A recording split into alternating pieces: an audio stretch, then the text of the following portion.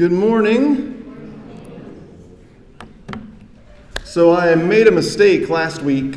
Actually, a mistake? That's a joke. I made a few mistakes last week. One of them was trying to record last week's sermon, and I didn't realize when I plugged the microphone in that I'd bumped the start button to record. And then when I went to come up and preach, I hit the record button again, which stopped the recording. So if you're interested, I have 1 minute and 43 seconds of video of Perry leading a song. If you would like to have that from last week's service, you're more than welcome to it. So I tried to make sure I got that one right this time. The other mistake I made, and I don't know if you've ever done this, I had a full beard for almost 10 years straight. And then I shaved my beard before I went up to the Pepperdine Bible lectures. And when my children saw me, they said, "Dad, your face." Which is exactly what you want to hear when you expose your face and make it visible is, "Dad, no. Only one person told me, "I like that look." And I love that person so much now. I loved him before, but so much more now. This morning's sermon is going to be extremely different than what I normally do.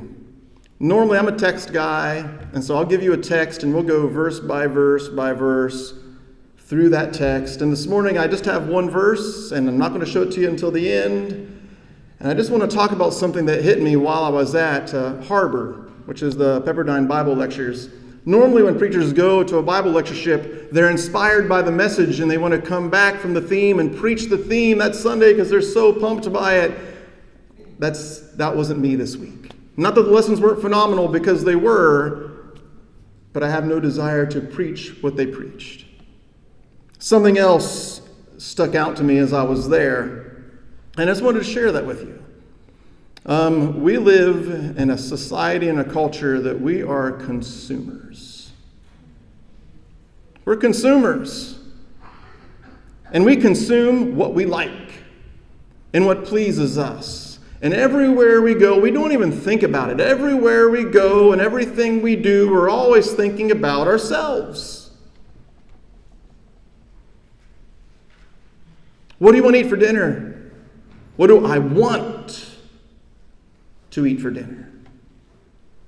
Not what should I eat for dinner, but what do I want to eat for dinner? Where do you want to go to vacation? What do you want? Where do you want to stay? What kind of experience do you want to have? What kind of things do you want to do? We live in this culture, it's all about feeding what it is that we want, and God help us, we've done that with church. That's what we do with church, man. We go where we get the things that we want. And the moment the place stops giving us what we want, we leave.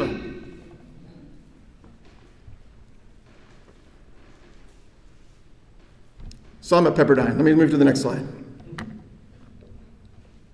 The theme was running with perseverance, and the whole theme was all drawn from the book of Hebrews. And I haven't gone to Bible lectureships in a while. I've been in a little bit of a funk since COVID.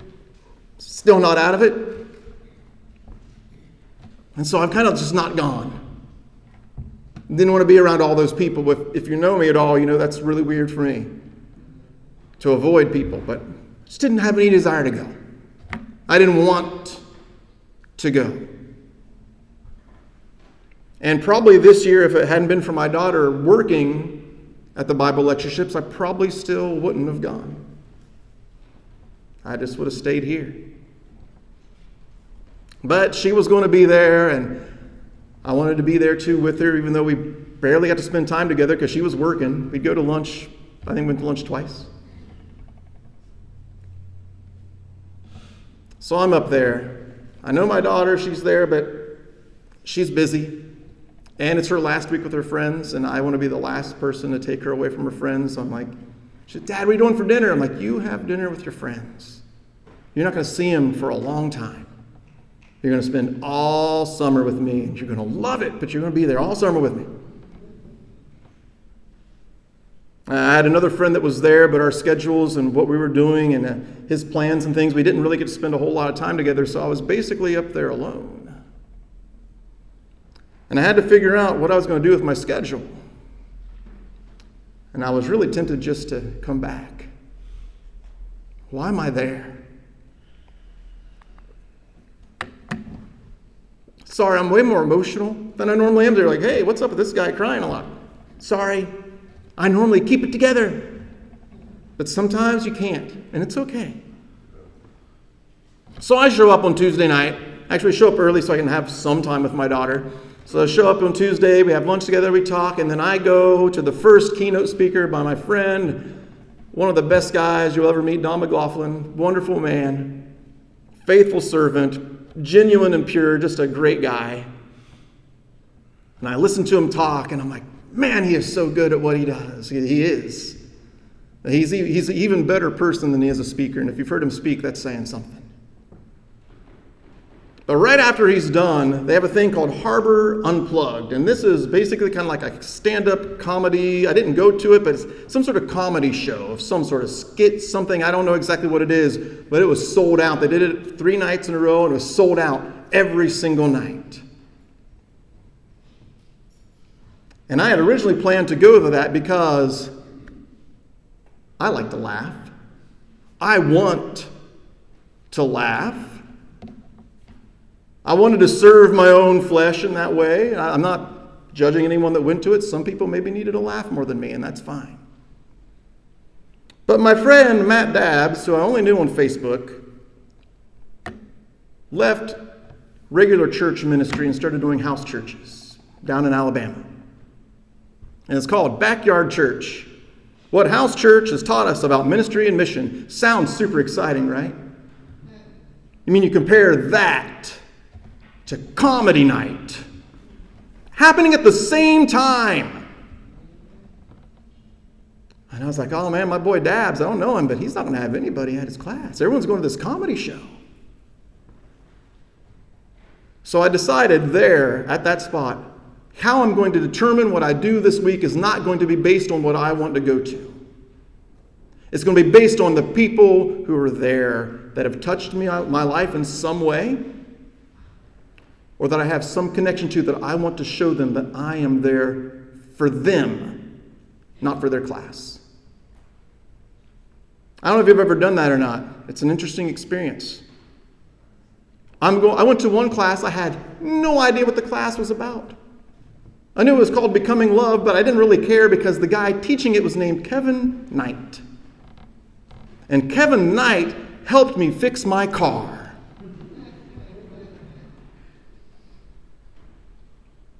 And so I came up and said, hey, Kevin, we've never met. He helped me through Facebook, believe it or not. We've never met, but you're a mechanic and a pastor or minister. And you helped me fix my car. He's like, Rob, welcome to my class. And so him and his wife presented, and I sat there. I was like, oh, this is what this class is about. I had no idea. While I'm in that class, there's a gentleman in the class that I did not notice him. His name is Mike. Didn't notice him. I leave Kevin's class. It was a good class. I go to another class. I'm going to go back to Matt Dabbs' class here, Backyard Church. Matt Dabbs begins to present to us what God has been doing through his ministry in the oddest and strangest ways. And his whole presentation was full of what you could call God moments. He left his job. His wife and him had no income coming in at all. And every single month they got a check in the mail from people that had owed them for years. All the way up until the final month when the new job and pay would start kicking in. It was like 4 or 5 months where he just got paid every month. And his entire presentation was filled with stories like that. And he called them God moment stories. And afterwards, I went and told Matt, I said, hey, Matt, have you ever seen the movie Signs? We started talking about signs. First time I'd ever met him. I leave. Next morning, I'm walking, looking for who I'm going to hang out with because I'm alone. And I see a couple from the North County church who were there, haven't seen them in years. Kevin and Denise Carnes, and there they are. And they start sharing with me this ministry they've been doing in Mexico where they're at this drug rehabilitation center with this guy called Pastor Mike, and they're just going on and on and on about the work that God is doing and these strange occurrences that just keep happening again and again and again. I'm like, you need to talk to Matt Dabbs, because his ministry is filled with stories just like yours. And as I'm telling them about Matt Dabbs, Matt Dabb comes up the stairs. Matt, come here. You got to meet Kevin and Denise. I go to another class. I'm wandering. This is a class I'd planned to go to, but I planned to go to it because I had a connection to the person presenting. I go to that class. I sit down. There's a gentleman in front of me. We don't talk through the entire class. It's a great class. We all hung out for an hour almost afterwards, just talking about the content of the class. It's a beautiful class. Later on at dinner, I'm looking around. I'd already told my daughter, you go sit with your friends. I've got people I can sit with. I still don't know who they are yet. I sit down at a table. I'm like, hey, can I sit with you guys? And they said, sure. It's like, hey, you're from that class we hung out afterwards and talked for an hour. He's like, yeah, I am. This is my dad. And the dad goes, yeah, I was at that first presentation that you did on, it was called Becoming Love. He goes, I was there. I recognize you. I'm like, oh, I'm sorry I didn't see you. So I'm at a table with two people that I've never met, father and son, and they start sharing God stories. And you know what I said? You guys have to talk to Matt Dabbs.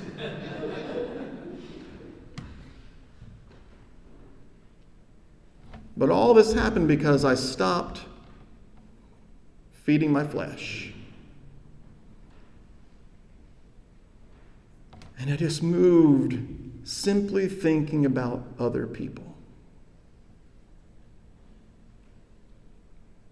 And I am not bragging. This is a first, especially at a place like this where I've done this. But being alone, so to speak, forced me to kind of think about, why am I going to go to the sessions that I'm going to go to? Why am I doing it? Because you go to these conferences and every day is filled and you get to pick whatever ones you want to do. Does that title appeal to you? Oh, it's very appealing to me. I will go to that one. But what if everybody's going to that one, and another person worked just as hard or maybe harder to get their presentation together, and no one goes to theirs? Why? Well, because maybe it sounds a little boring. Backyard church. Doesn't sound like it's full of thrills. I'd rather go to Harbor Unplugged.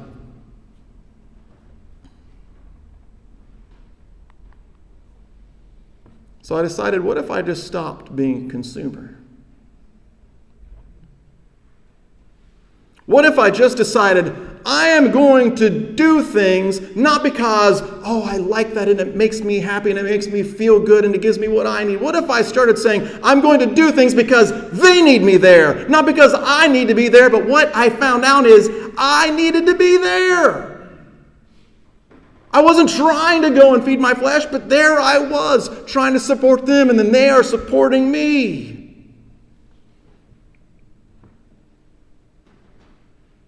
But let's face it, we are fish in an ocean of consumerism. We don't even know we're swimming in it.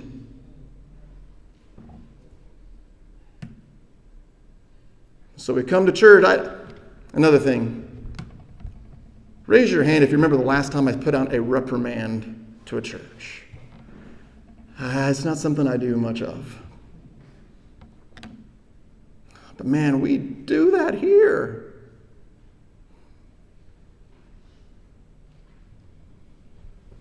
Ignacio and Chris work hard on their Sunday morning Bible class. But we don't go.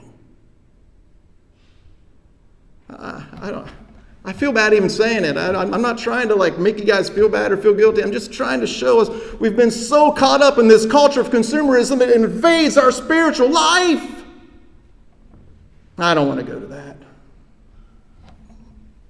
Well, then don't go because you want to. Go because you love Ignacio and you love Chris. And you're like, I am here for you and I support you and I want to do what's best for you. Don't do it for yourself. Do it for them. And what you'll find out is you're doing it for yourself too. What if we just stopped consuming and started giving?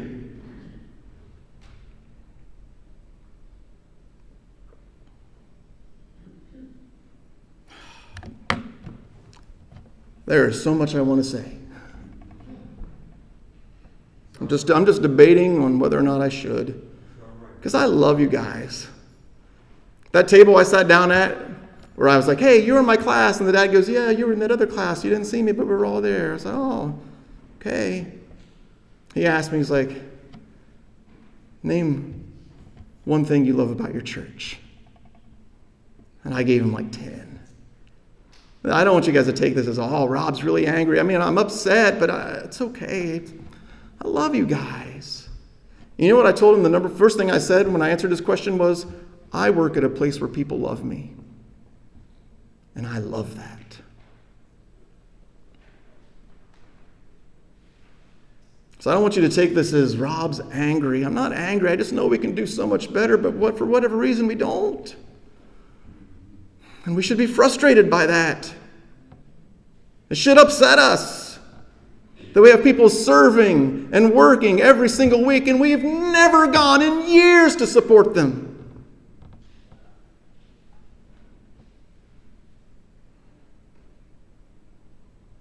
We'd rather go to Harbor Unplugged, do something we really want to do, because it's what we want.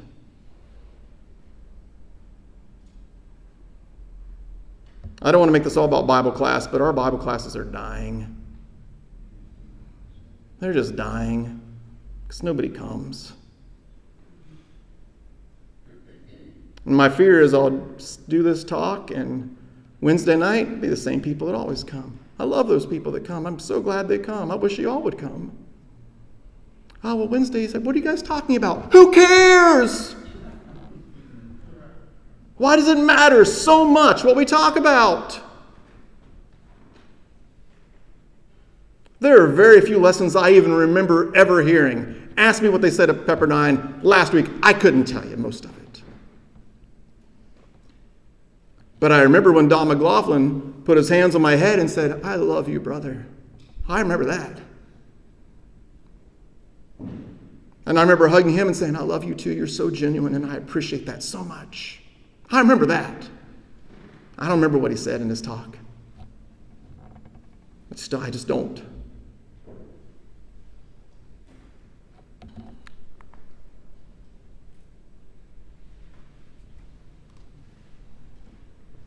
Do they have my favorite clothing? When I was up at Pepperdine, Eliana wanted to go to Brandy Melville, if you're familiar with that store. First time I'd ever really been into the store, and there was another dad, this was the first time he'd ever been into the store, but I'd watched part of the documentary. I kind of knew how the store worked. And he grabs a shirt and he says, you want this size or do you want another size? Some of you know what I'm already talking about. It's only one size. You're either really, really thin and the clothes fit you or they don't, right? That's just it.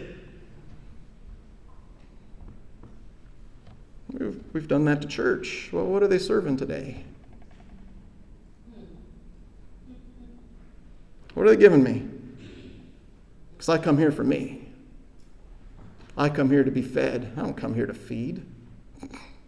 No. You never say it like that, and you certainly wouldn't make the face I just made, but I'm very expressive. Nah, they're not giving me what I need. Are you giving us what you have?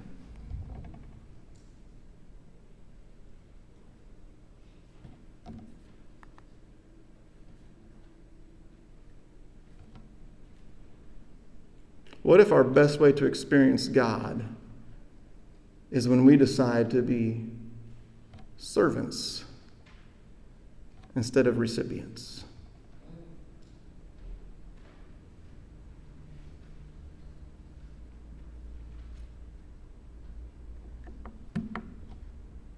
What if God moves best when we're somewhere, like I was, very uncomfortable, didn't really want to be there because of my funk? Normally funk's a good thing, but it's not always a good thing.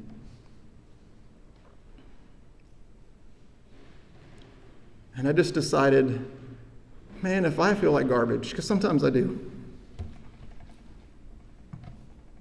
maybe Matt Dabbs does too. And maybe Matt Dabbs is sitting here wondering, who's going to come to my class on Backyard Church when there's Harbor Unplugged happening? And I just had a brief moment of clarity. What if I live my life like this? I just stopped worrying about myself so much. I wonder what God would do through me and around me and through others if we just stopped living for ourselves so much.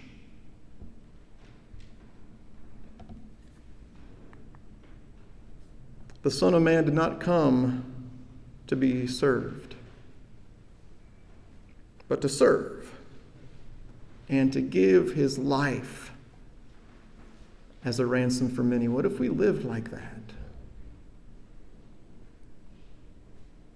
What if we walked through this earth thinking, I'm not here to be served, I'm here to serve.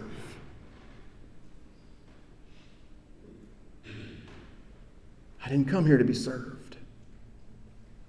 I came here to serve. I didn't come to church to be served. I came to serve. I don't go to work to be served. I go to serve. I don't go home to my family to be served. I go to serve. What if we walked on this planet living like that?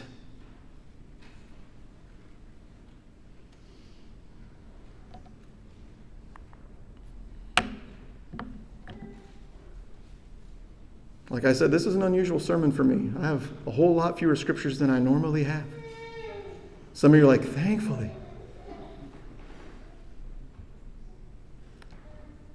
This is a lesson we need to learn. I just have one more thing I want to say. As I'm talking, you might have had the thought jump into your brain, yeah, Rob, but all churches are going through this right now. We're nothing special. This is just what's going on. That's fine, but I'm not preaching to every church.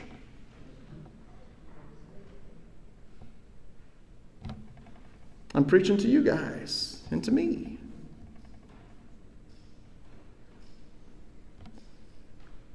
Stop waiting to be served and get busy serving.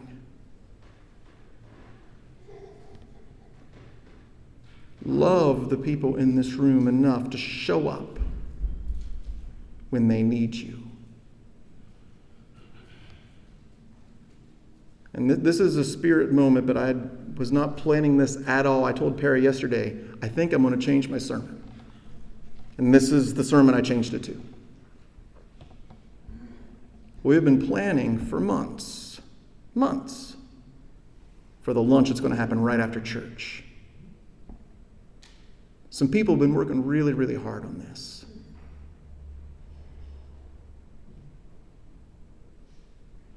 What do we do? I don't really like Basoli. So? You can't muscle down one meal that's not your favorite? Every meal has to be your favorite meal?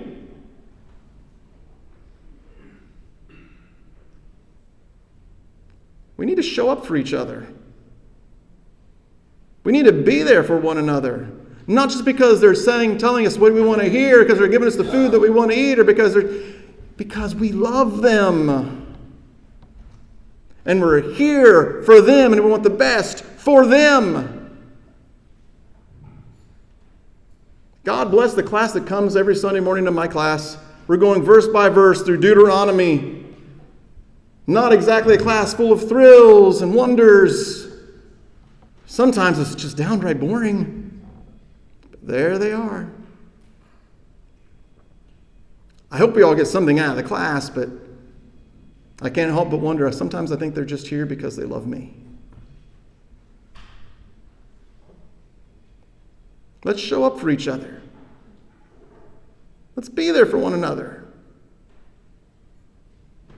Someone passes away and there's a service. Let's be there for them. I didn't really know them. So what? Be there.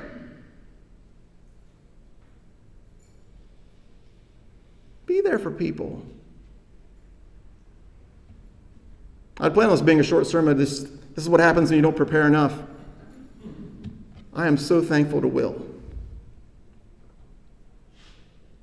Because a couple years ago, our youngest was in a theatrical production. We talked about it. I don't remember how Will found out about it somehow. I don't remember how it was. And Will said, I'm going to be there. I'm going to be there.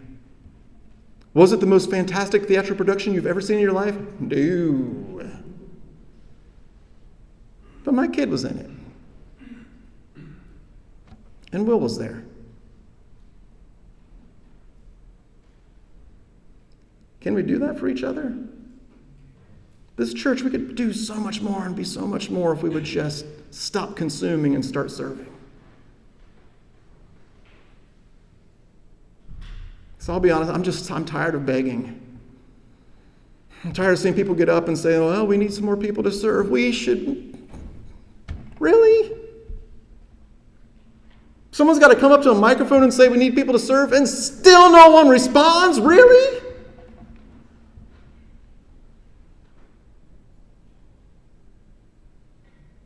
And the people that do respond, they're so tired of being the only ones that ever respond.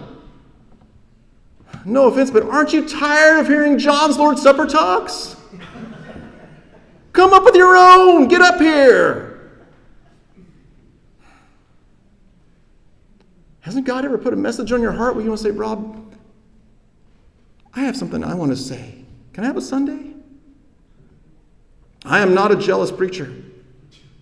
Take the Sunday. I want to know what God put on your heart too. I don't want to beg. But we're all going to have to work at it together because consumerism is ingrained into our DNA.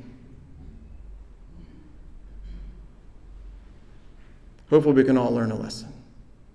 All right, Perry, I'm done.